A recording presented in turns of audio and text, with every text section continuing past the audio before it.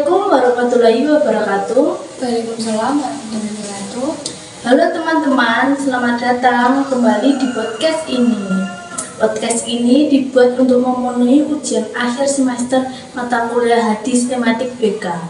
Pada episode kali ini, kita akan membahas satu nilai penting dalam Islam yang sering kita temui dalam kehidupan sehari-hari, yaitu kepedulian dan tolong-menolong. Karena pada kenyataannya banyak permasalahan psikologis dan sosial bukan hanya disebabkan oleh masalah yang berat, tapi juga karena kurangnya kepedulian dan dukungan dari lingkungan sekitar.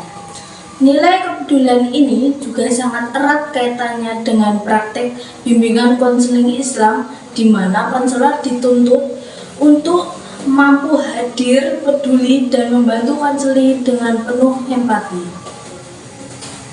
Oke, di sini saya akan, sebelum masuk ke pembahasan yang lebih jauh, kita perlu memahami bahwa konsep kepedulian dan tolong-menolong dalam Islam memiliki dasar yang kuat dari sabda Rasulullah SAW. Hadis-hadis berikut ini menjadi landasan penting dalam membentuk sikap peduli terhadap sesama, khususnya dalam konteks membantu orang yang sedang mengalami kesulitan. Yang pertama yaitu Bismillahirrahmanirrahim, manafsa anin mu'minin kurabati min kurabi dunya nafsaulahu anhu kurabati min kurabati yaumil qiyamah. Artinya, barang siapa meringankan kesulitan seseorang mukmin di dunia, maka Allah akan meringankan kesulitan pada hari kiamat. Nah, hadis ini menunjukkan bahwa setiap bentuk bantuan yang kita berikan kepada orang lain memiliki nilai yang besar di sisi Allah. Saya bacakan untuk hadis yang kedua, yaitu Bismillahirrahmanirrahim. Wallahi fi anil abdi makana abdu fi ani akhihi. Artinya, Allah selalu menolong seorang hamba selama ia menolong saudaranya. Kalau kita lihat dari hadis kedua ini, apa pesan utama yang bisa kamu tangkap? Pesan utamanya adalah Islam sangat menekankan kepedulian sebagai bentuk ibadah. Menolong orang lain bukan hanya tindakan sosial, tetapi juga bagian dari ketaatan kepada Allah. Berarti kepedulian itu bukan hanya soal materi, ya? Betul, kepedulian bisa berupa mendengarkan, memberi dukungan emosional, dan hadir di saat orang lain membutuhkan. Hadis ini juga mengajarkan bahwa setiap bantuan sekecil apapun akan mendapatkan balasan dari Allah Subhanahu wa Ta'ala. Kalau dikaitkan dengan kondisi masyarakat saat ini, bagaimana relevansinya? Menurut saya sangat relevan. Di era modern, banyak orang itu merasa kesepian, stres, dan tekanan, meskipun hidup di tengah keramaian. Hadis ini itu mengingatkan kita agar tidak bersikap individualistis. Artinya, kepedulian sosial menjadi kebutuhan penting dalam menjaga kesehatan mental masyarakat. Nah, bagaimana nilai kepedulian ini diterapkan dalam praktik bimbingan konseling Islam? Dalam bimbingan konseling Islam, kepedulian adalah nilai inti. Konselor itu dituntut untuk memiliki empati, mendengarkan secara aktif, dan membantu konseli tanpa menghakimi.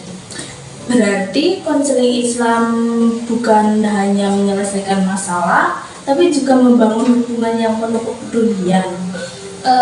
Betul, konselor yang peduli akan membantu konseli merasa aman, dihargai, dan diterima. Apa pesan penting bagi mahasiswa bimbingan konseling dari hadis ini?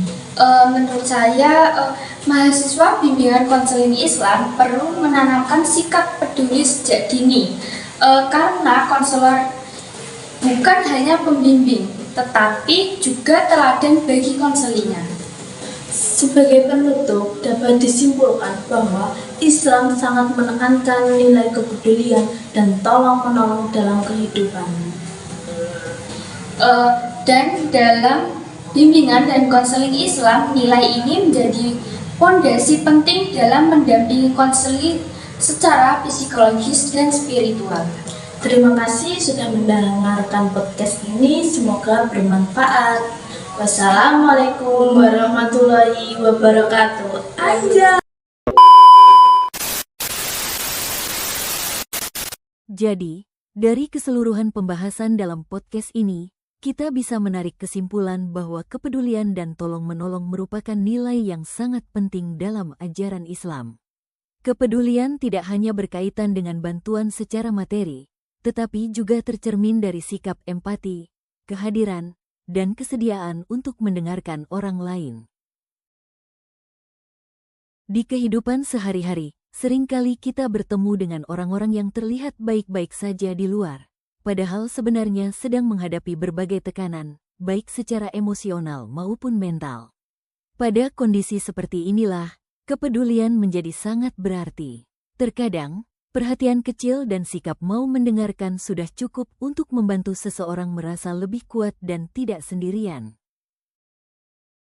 Islam mengajarkan bahwa setiap bentuk kepedulian yang dilakukan dengan niat yang baik memiliki nilai ibadah. Menolong sesama bukan hanya membawa manfaat bagi orang yang ditolong, tetapi juga memberikan ketenangan dan kebaikan bagi diri kita sendiri. Nilai inilah yang seharusnya menjadi dasar dalam membangun hubungan sosial yang sehat dan saling menguatkan. Dalam bimbingan dan konseling Islam, kepedulian menjadi fondasi utama dalam proses pendampingan. Konselor tidak hanya bertugas membantu menyelesaikan masalah, tetapi juga hadir sebagai pendamping yang empatik, tidak menghakimi, dan mampu menciptakan rasa aman bagi konseli. Sikap peduli inilah yang membantu konseli merasa diterima dan dipahami. Sebagai mahasiswa bimbingan dan konseling Islam, nilai kepedulian perlu ditanamkan sejak dini.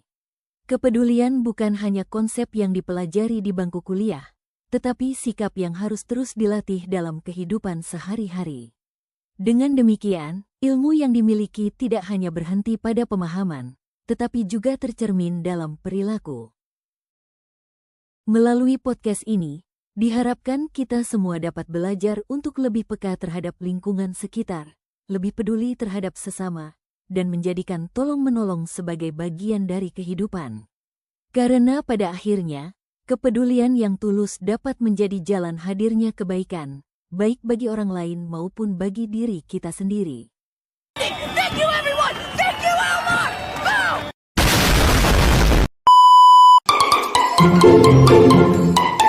Boom!